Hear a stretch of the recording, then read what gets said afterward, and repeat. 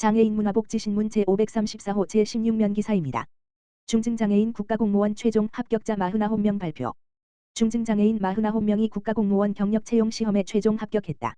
인사혁신처 처장 최동석은 2026년도 중증장애인 국가공무원 경력경쟁채용시험 최종 합격자 49명을 국가공무원 채용시스템 공명원.고시.kr을 통해 9일 발표했다고 밝혔다. 이번 시험의 직급별 최종 합격 인원은 행정, 고용노동, 교육 등 분야 7급 1명, 8급 1명, 9급 46명, 연구사 1명이다. 이들은 고용노동부, 과학기술정보통신부, 교육부 등 11개 중앙행정기관에 채용돼 학사행정정보 시스템 프로그램 개발, 우편물 관리, 의약품 품질 심사, 해상교통관제 관찰 등의 업무를 담당할 예정이다. 평균 연령은 35.8세로 지난해 38.4세에 비해 소폭 하락했으며 최고령은 53세, 최연소는 23세다. 연령대별 분포는 30대가 26명, 53.1%으로 가장 많았고 40대 11명, 22.4%, 20대 9명, 18.4%, 50대 3명, 6.1% 순이었다. 장애 유형은 지체장애인이 16명, 32.7%으로 가장 많았고 뇌병변장애인 9명, 18.4%, 청각정신장애인 각각 8명, 16.3% 순으로 나타났다. 한편 중증장애인 경력 채용은 상대적으로 고용 여건이 열악한 중증장애인의 공직 진출 기회를 확대하고자 지난 2008년 도입, 올해까지 총 574명이 선발됐다. 인사처는 중증장애인 응시자의 수험 환경 개선을 위해 원서 접수 시 희망자에게 가족, 친구 등 예비 연락처를 받아 시험 단계별로 필요한 시험 정보와 유의사항 등을 안내하는 등 편의를 제공하고 있다. 면접 시에는 장애 특성에 맞춰 전문적인 대응이 가능하도록 수어 통역사 등을 포함한 특별상황 전담 대응팀을 구성해 불편 사항을 예방하고 증빙서류 제출 대상도 면접시험 합격 예정자만 제출하면 되도록 개선해 수험생 불편을 최소화해 운영하고 있다. 김성훈 인사처 차장은 공직 진출 기회 확대를 위해 중증장애인에 적합한 직위를 지속 발굴하고 있다며 임용 후에도 불편함 없이 충분히 능력을 발휘할 수 있도록 근무 지원 서비스를 제공하는 등 일하기 좋은 공직 환경을 만들어 나가겠다고 말했다. 한국만화영상진흥원 2026 전국 장애인 웹툰 앤드 일러스트 공모전 개최. 한국만화영상진흥원 원장 백종훈, 이하진흥원 은 장애인 작가들의 창의적인 예술 역량을 발굴하고 지속 가능한 창작 환경을 지원하기 위한 2026 전국 장애인 웹툰 앤드 일러스트 공모전을 개최한다. 이번 공모전은 장애인 아마추어 예술인들에게 문화예술 창작 참여 기회를 확대하고 독창적인 작품을 선보일 수 있는 장을 마련하기 위해 기획됐다. 이를 통해 장애인 창작자들이 사회와 소통하며 지속적으로 창작 활동을 이어갈 수 있는 기반을 조성하고 문화 다양성 보호와 증진에 기여하는 것을 목표로 한다. 올해 공모 주제는 함께해서 더 즐거운 우리다. 세부 소재는 가족, 친구, 반려동물, 이웃과 함께한 행복한 순간, 일상에서 함께여서 좋았던 경험, 내가 꿈꾸는 모두가 친구가 된 세상 등 함께하는 즐거움을 자유롭게 작품으로 표현하면 된다. 응모 자격은 웹툰과 일러스트 창작에 관심 있는 장애인 아마추어 작가라면 누구나 가능하다. 공모 분야는 웹툰과 일러스트 두 부문으로 진행되며 태블릿 등 디지털 기기를 활용해 제작한 작품을 대상으로 한다. 작품 접수는 오는 7월 15일부터 8월 7일까지 진행된다. 총 상금은 600만 원으로 대상 1명, 금상 2명, 은상 2명, 동상 2명, 장려상 20명 등 총 27명의 수상자를 선정할 예정이다. 수상작은 8월 21일 진흥원 누리집을 통해 발표된다. 진흥원은 지난 2019년부터 장애인 웹툰 아카데미 조성 및 운영 사업을 추진하며 장애인 웹툰 교육 인프라 구축에 힘써왔다. 올해로 8년째를 맞은 장애인 웹툰 아카데미는 장애인 창작자들의 전문 역량 강화를 지원해왔으며 이번 공모전은 그 성과를 바탕으로 잠재력 있는 신진 창작자를 발굴하고 전문 작가로 성장할 기회를 제공한다는 점에서 의미가 크다. 한국만화영상진흥원 백종훈 원장은 이번 공모전이 그동안 갈고 닦은 실력을 마음껏 펼치는 무대이자 장애인 창작자들이 세상과 소통하는 새로운 출발점이 되기를 바란다라며 진흥원은 앞으로도 장애 예술인이 안정적으로 창작 활동을 이어갈 수 있도록 지원을 확대하고 문화 다양성 가치 확산을 위해 지속적으로 노력할 것이라고 전했다. 폭우 태풍 때 장애인은 대피도 신고도 다르게 준비해야. 폭우와 태풍 상황에서는 어디로 대피할지보다 어떻게 대피하고 어떻게 도움을 요청할지가 더 중요해질 수 있다. 한국장애인개발원 원장 이경혜, 이하개발원 은 여름철 폭우와 태풍에 대비해 장애 특성별 예방 및 대응 방법을 담은 장애인 재난안전 가이드 카드뉴스 2026년 2호를 발행했다고 9일 밝혔다. 장애인 재난안전 가이드 카드뉴스는 개발원이 개발한 장애 유형별 지원자용 재난안전 가이드를 바탕으로 제작한 콘텐츠이다. 장애인이 재난 상황에서 필요한 정보를 쉽게 이해하고 지원자와 함께 실제 상황에 활용할 수 있도록 카드뉴스 형태로 제공하고 있다.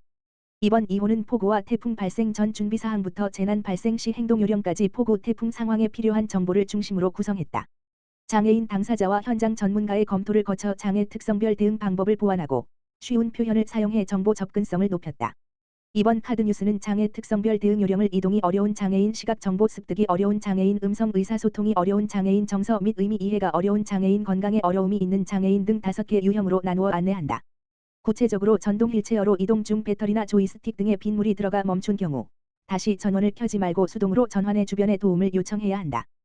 또 시청각에 어려움이 있는 경우에는 지원자가 어깨부터 허리까지 크게 X를 2번 빠르게 그리는 촉신호를 활용해 위험 상황을 알리는 방법을 담았다. 음성 의사소통이 어려운 장애인에게는 재난 상황에 대비해 119 다매체 신고 방법을 미리 익혀두도록 했다. 개발원 이경혜 원장은 폭우와 태풍은 짧은 시간에도 이동과 의사소통, 정보 확인에 큰 어려움을 줄 수 있다며 장애인과 지원자가 재난 상황에서 필요한 정보를 미리 확인하고 실제 상황에서 활용할 수 있도록 재난안전 콘텐츠를 지속적으로 보완해 나가겠다고 말했다. 한편 개발원은 지난 2021년 처음으로 장애 유형별, 지체, 시각, 청각, 발달, 정신적 장애, 재난안전 가이드 5종을 개발한 이후 매년 개정판을 책자와 영상으로 제작해 공개하고 있다. 2025년에는 장애인 지원자를 위한 가이드북을 추가로 발간한 바 있다. 2025년 사회복지시설 평가 결과 절반 이상 A등급 양질의 서비스 제공받는다.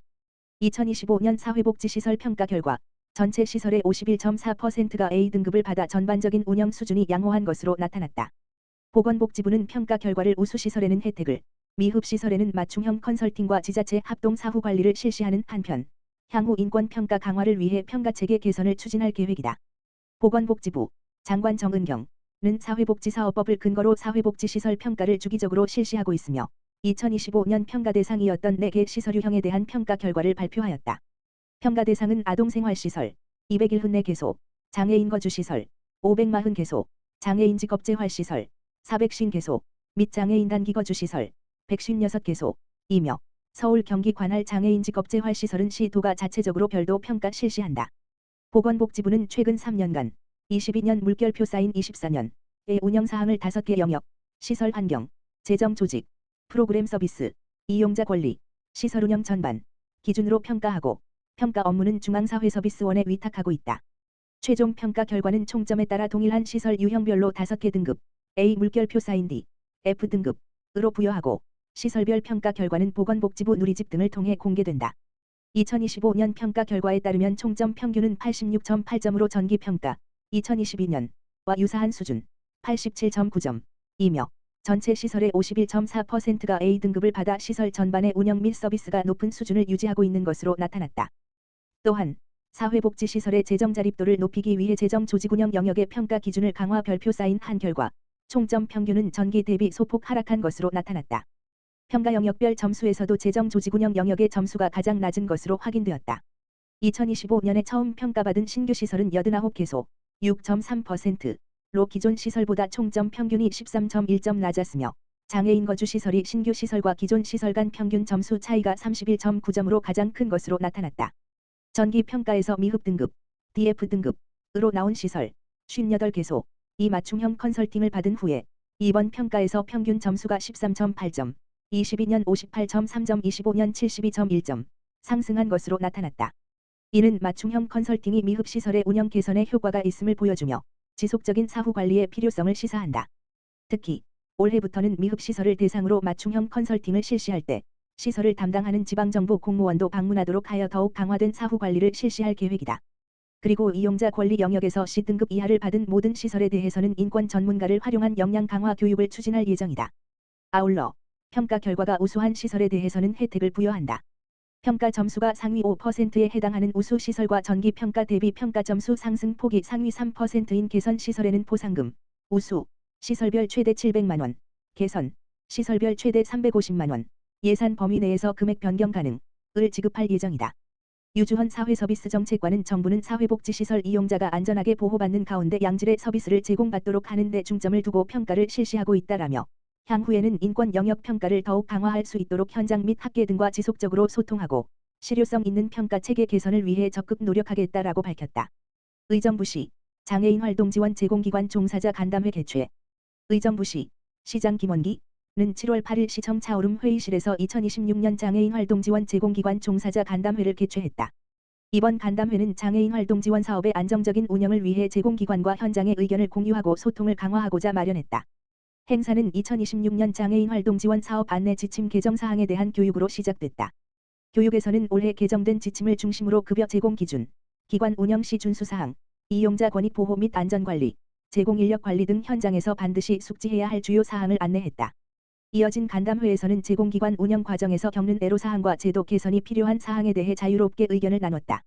참석자들은 활동 지원 서비스 제공 과정에서의 다양한 현장 의견을 공유하고 이용자에게 보다 안정적이고 질 높은 활동 지원 서비스를 제공하기 위한 협력 방안과 사업 운영 개선 방안에 대해 의견을 나눴다. 시 관계자는 이번 간담회는 장애인 활동 지원 사업 운영 과정에서 현장 의견을 공유하고 소통하는 뜻깊은 시간이었다며 앞으로도 제공기관과 지속적으로 협력해 현장의 목소리를 사업 운영에 적극 반영하고 장애인 활동 지원 서비스의 안정적인 운영과 장애인 복지 향상을 위해 노력하겠다고 말했다.